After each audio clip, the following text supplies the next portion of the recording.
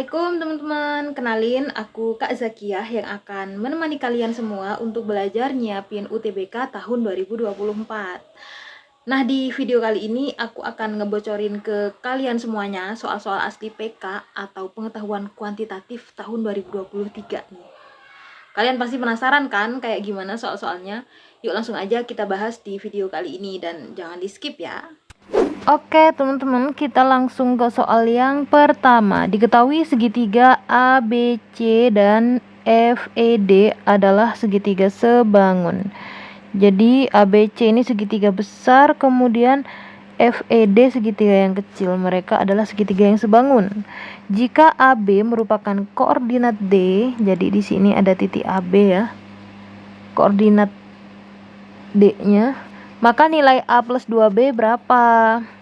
Oke, kita lihat di sini ada titik A, B yang harus kita cari. Oke teman-teman, ini adalah konsep soal kesebangunan yang waktu itu pernah kita pelajarin di SMP. Masih inget nggak kira-kira? Jadi kalau ada dua segitiga yang sebangun, satunya misalkan segitiga kecil, kemudian satunya segitiga besar. Jadi ini adalah segitiga yang sebangun walaupun gambarnya agak miring-miring gini. Maka sisi-sisi yang bersesuaian itu punya perbandingan yang sama. Jadi dia kayak kelipatannya begitu. Kita misal di sini adalah sisi ABC, lalu ini adalah PQR.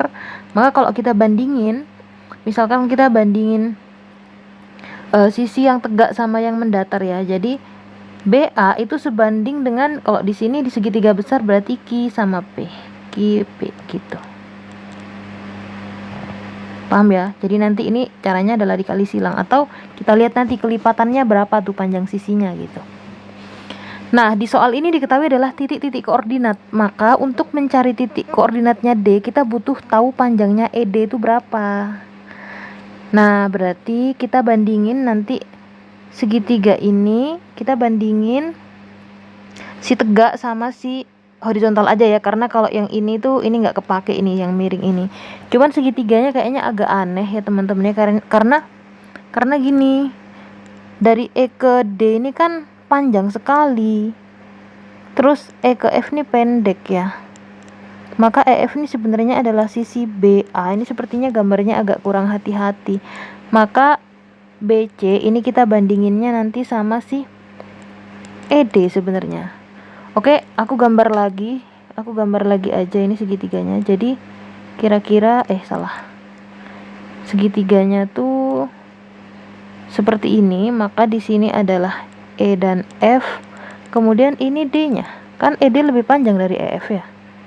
Lalu segitiga yang besarnya, nih agak ngawur ya, nggak apa-apa. Ini adalah ABC. Nah, kayak gitu. Karena dia pakai koordinat, maka teman-teman harus tahu di dalam diagram kartesius itu kan kalau kita lihat sisi yang tegak itu adalah Y, sisi yang miring ini sisi yang mendatar adalah X gitu ya. Maka untuk mencari panjang yang tegak, panjang AB itu adalah panjang selisihnya Y, berarti kan? Maka 8 dikurangi 2 di sini, jadi panjangnya AB 6 gitu. Kemudian panjangnya BC itu berarti selisihnya X. Ini berarti 10 dikurangi 2, 8. Kemudian panjangnya FE itu adalah selisihnya X karena dia sisi mendatar. 5 dikurangi 2 pastinya 3. Kita sesuaikan dulu ya. Jadi EF ini adalah 3. Kemudian ED-nya ini yang ditanya. AB-nya tadi 6, BC-nya 8. Oke. Nah, ini teman-teman kita bisa langsung tahu nih, ternyata segitiga besar itu adalah 2 kali lipatnya segitiga kecil. Kan segitiga kecil EF-nya panjangnya 3, BE-nya 6. Nah, kalau ini 8, yang BC berarti kan yang ED kan 4. Jadi ini ED-nya kita punya 4. Jadi ED-nya udah ketemu ya, panjangnya adalah 4. Boleh juga pakai perbandingan ini tadi. Jadi misalkan pakai perbandingan ya, ED dibanding dengan EF itu sama dengan BC dibanding dengan BA gitu. ED-nya kan yang ditanya nih, kemudian EF-nya 3, BC-nya tadi 8, kemudian BA-nya 6. Nah, ini bisa kita coret nih, sama kan di bawah ini kan bisa kita coret. Nah, 6 itu bisa dibagi 3 langsung di sini, berarti 2. Maka ED adalah 8/2 sama dengan 4. Kita punya panjang ED 4.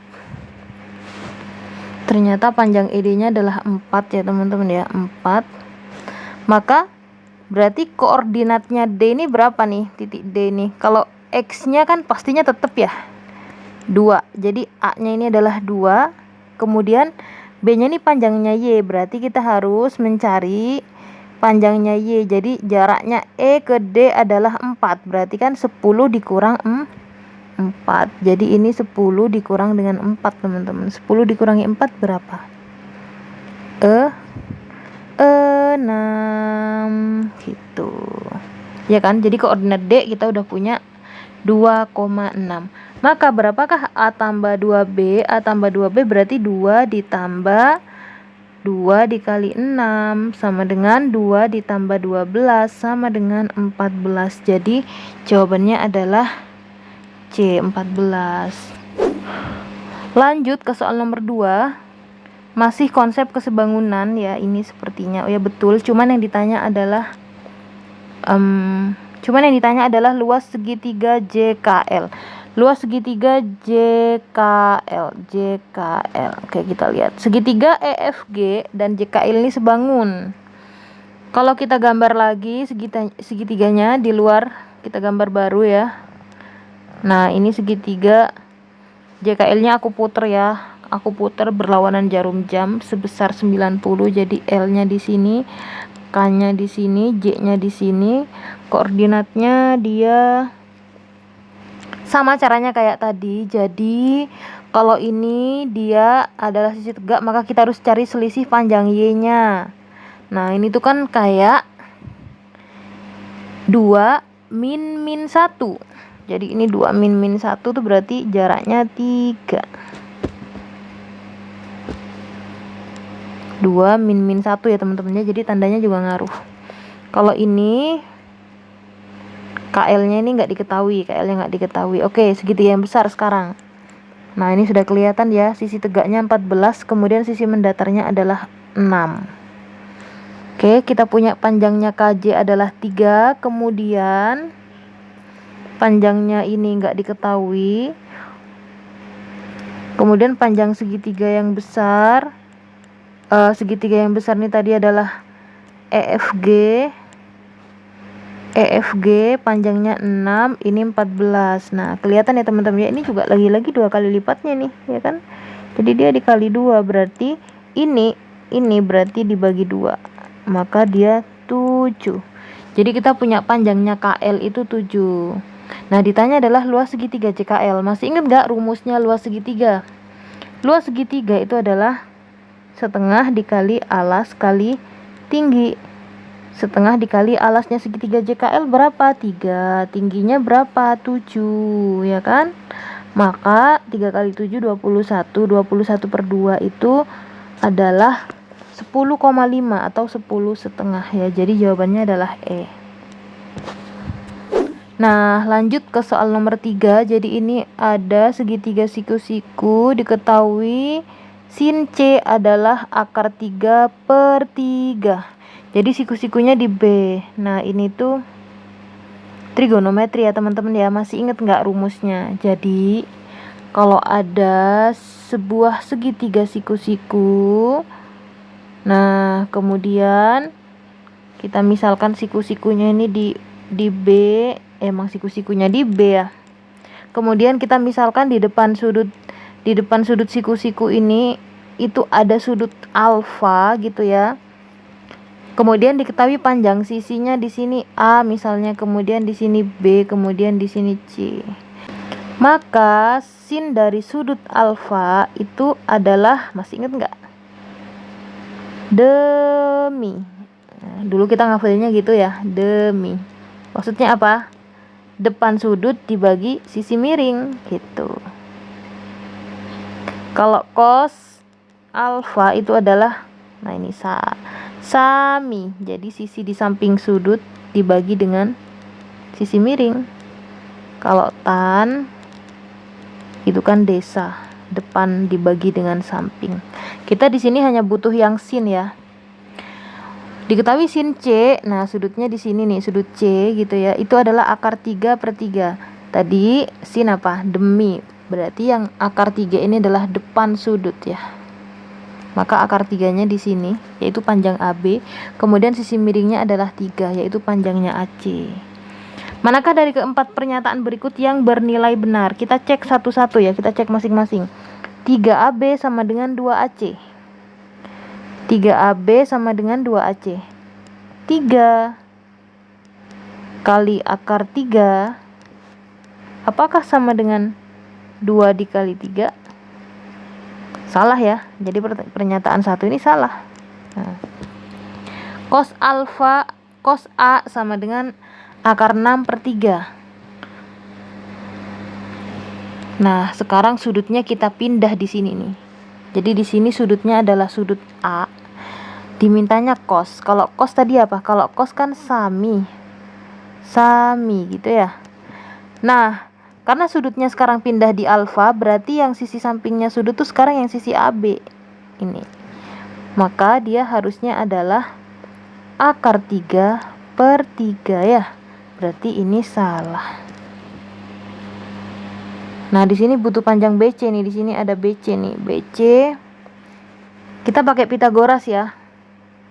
Pitagoras. Nggak usah ditulis. Teman-teman masih ingat kan rumus Pitagoras? Rumus Pitagoras itu adalah jadi AC kuadrat, sisi miring kuadrat, itu sama dengan AB kuadrat ditambah BC kuadrat. AC-nya 3 kuadrat, AB-nya akar 3 kuadrat, kita kurung tambah BC kuadrat. Maka BC sama dengan, ini langsung aja ya, ini 9. Kemudian dia pindahkan ke sini ya, pindah ke sebelah sama dengan akar 3, kalau di kuadrat akarnya hilang, jadi sisa 3 aja. Karena pindah jadi negatif 3. BC kuadrat, maka BC sama dengan akar dari 9 kurangi 3, 6. BC-nya ternyata akar 6 ya. BC akar 6, kita cek apakah nomor 3, apakah akar 5AB itu sama dengan 2BC? Akar 5 kali AB, AB-nya akar 3, sama dengan 2 dikali BC, BC-nya akar 6. Nah, ini akar 5 kali akar 3 ini jelas nggak sama ya. Ini kan akar 15. Kemudian ini 2 akar 6. Ya nggak sama dong. Maka ini juga salah. Terakhir yang tersisa nomor 4 nih. Tan C adalah akar 2/2 atau setengah akar 2. Tan tadi kan kalau sudutnya di sini adalah desa ya. Jadi tan itu adalah desa. Depan sama samping. Depannya C akar 3, kemudian sampingnya C akar 6. Nah, akar 3 gini aja. Nah, ini kan belum rasional ya. Untuk merasionalkan itu kita kalikan dengan penyebut akar. Jadi akar 3 per akar 6 dikali akar 6 per akar 6. Caranya gitu. Akar 3 dikali akar 6 itu kita tulis lagi aja, akar 3 kali akar 6, kemudian akar 6 dikali akar 6, 6, akarnya hilang. Oke. Lalu ini kita pecah ya. Si akar 6 ini kita ubah jadi akar 3 kali akar 2 kali akar 3 kali akar 2 kan akar 6 ya. Per 6. Akar 3 kali akar 3 berapa? 3 kali akar 2 per akar akarnya nggak ada, per 6. Coret-coret, ini tinggal 2. Jadi jawabannya adalah setengah akar 2. Berarti yang 4 ini benar. Maka jawaban yang benar itu hanyalah 4. Jawabannya D. Oke, kita lanjut ke soal nomor 4. Soalnya ini masih sama dengan soal nomor 3 ya. Jadi juga tentang sin cos tan. Di sini diketahui sin P 5/6. Oke, jadi sudut yang P yang diketahui sin P-nya 5/6. Sin tadi apa? D, mi ya kan? Berarti yang depannya P Sisi depan P panjangnya 5, yang miring panjangnya 6. Kita cek dulu pakai Pitagoras panjang PQ. Jadi PQ itu langsung aja ya, itu adalah akar dari PR kuadrat dikurang QR kuadrat. PR-nya adalah 6 kuadrat min 5 kuadrat. Jadi ini 36 dikurangi 25. 36 dikurangi 25 adalah akar 11. Jadi PQ-nya ini akar 11. Oke, kita punya panjang sisinya semuanya. Sekarang kita cek cos P 1/6. Betul nggak cos P 1/6? Cos kan sami ya. Sampingnya akar 11/6 harusnya ya. Jadi ini salah. Cos R 25/36. Cos R 25/36. Cos itu adalah sami. Yang samping ini adalah 5, ya kan? Sampingnya R, kemudian miringnya adalah 6. Ini boleh kita kali 5, salah. Salah ya ini ya. Ini salah. Salah banget ini. Jadi dia di kuadrat gitu ya, salah. Jadi yang nomor 2 ini salah. Kemudian tan P kuadrat adalah 11/25. Kita cek tan. Tan P, tan kan desa ya, desa. Jadi akar 11. Sorry, depannya P ternyata tan P. Jadi tan P itu adalah depannya P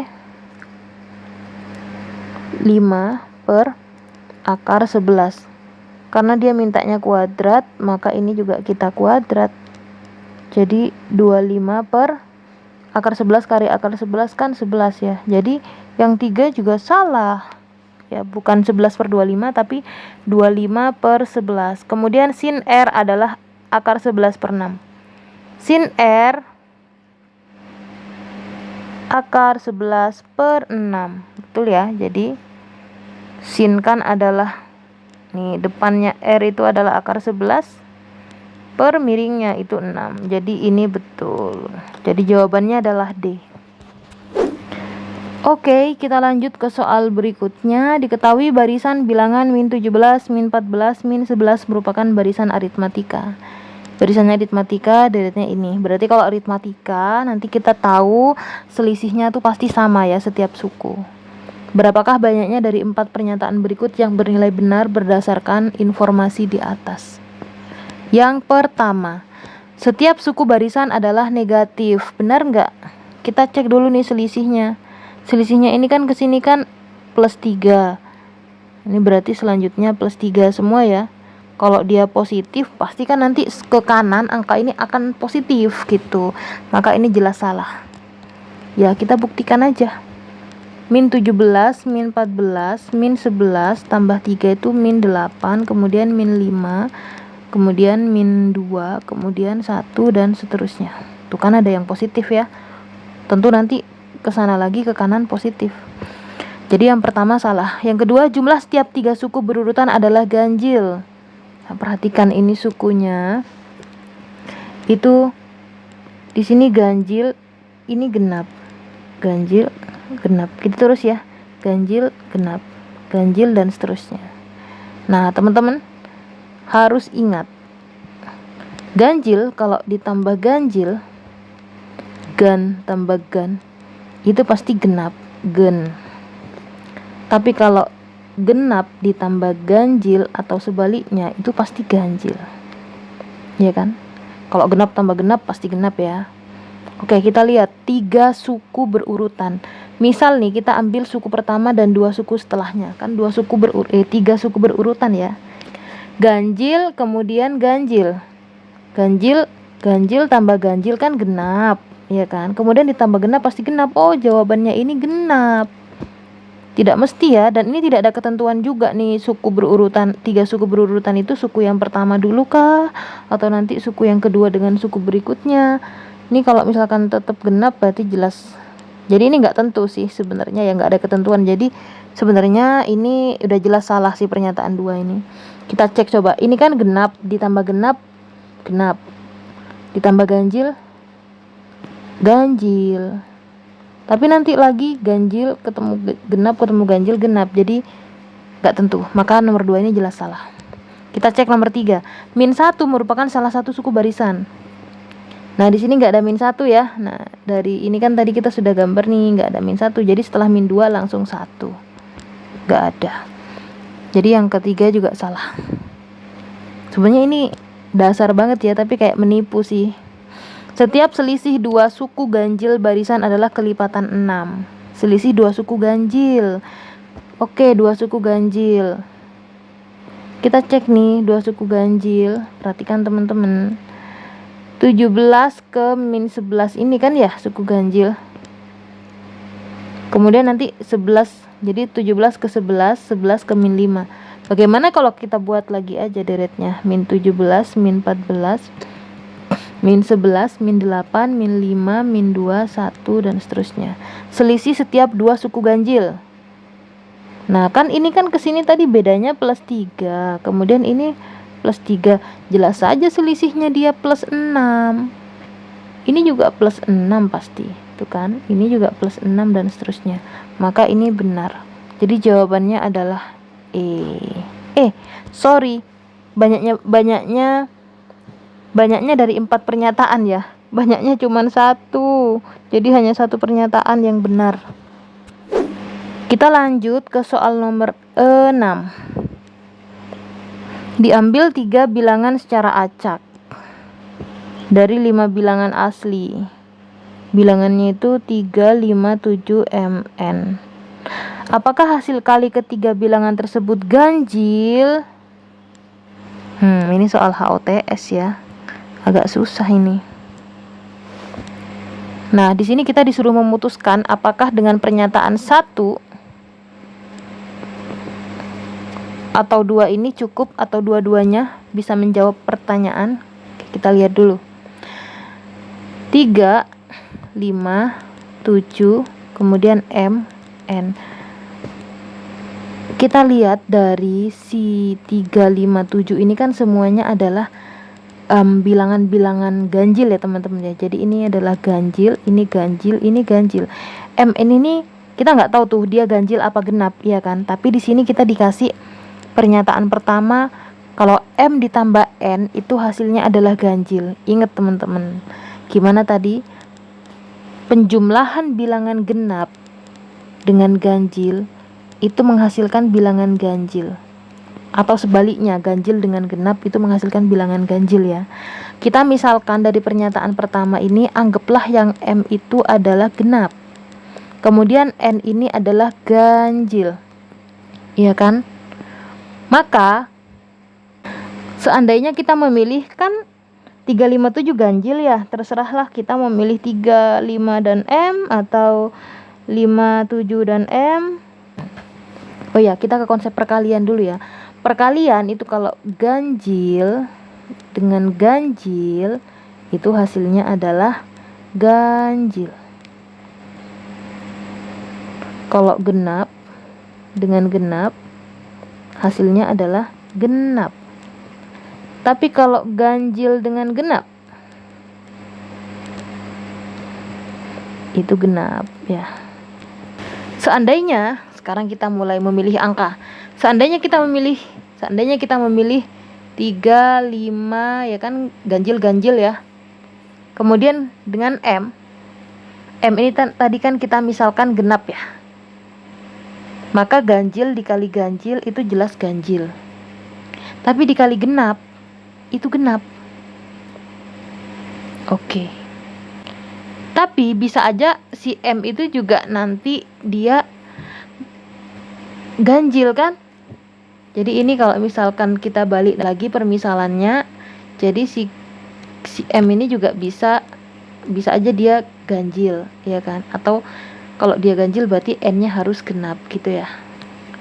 Atau kalau misalkan kita memilih 3, 5 sama N, di mana N ini permisalan pertama tadi dia ganjil, jadi ganjil kali ganjil kali ganjil ya jelas saja ganjil ya. Nah, ini tuh nggak tentu teman-teman. Jadi dia kayak ada banyak kemungkinan.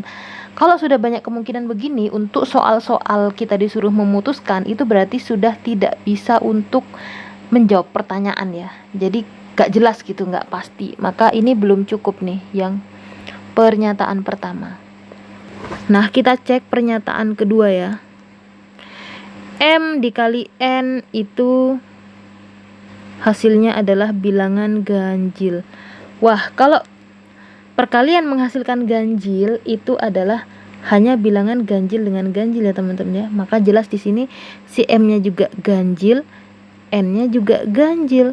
Jadi kalau kita memilih dari angka 3, 5, 7, M sama N, dimana ini juga ganjil, ini juga ganjil, maka kita memilih angka berapapun nanti, atau kita memilih 3 bilangan berapapun secara acak dari kelima bilangan tersebut, hasilnya pasti ganjil. Jadi pernyataan 2 ini sudah cukup nih untuk menjawab pertanyaan. Oke. Jadi jawabannya adalah pernyataan 2 saja cukup untuk menjawab pertanyaan, tetapi pernyataan 1 tidak cukup. Jawabannya B. Gitu ya teman-teman ya. Gampang kan? Nah, kalau misalkan ada pertanyaan-pertanyaan yang, kalau misalkan ada penjelasan-penjelasan yang masih agak kurang jelas atau menjelimet, silakan teman-teman komen ya di kolom komentar, nanti insya Allah akan aku jawab. Oke teman-teman, sekian dulu video kita kali ini, dan kalau kalian suka videonya jangan lupa di like, kemudian komen sebanyak-banyaknya, dan share juga ke teman-teman kalian ya. Dan jangan lupa juga untuk subscribe channel aku. Terima kasih, sampai jumpa di video selanjutnya. Wassalamualaikum warahmatullahi wabarakatuh.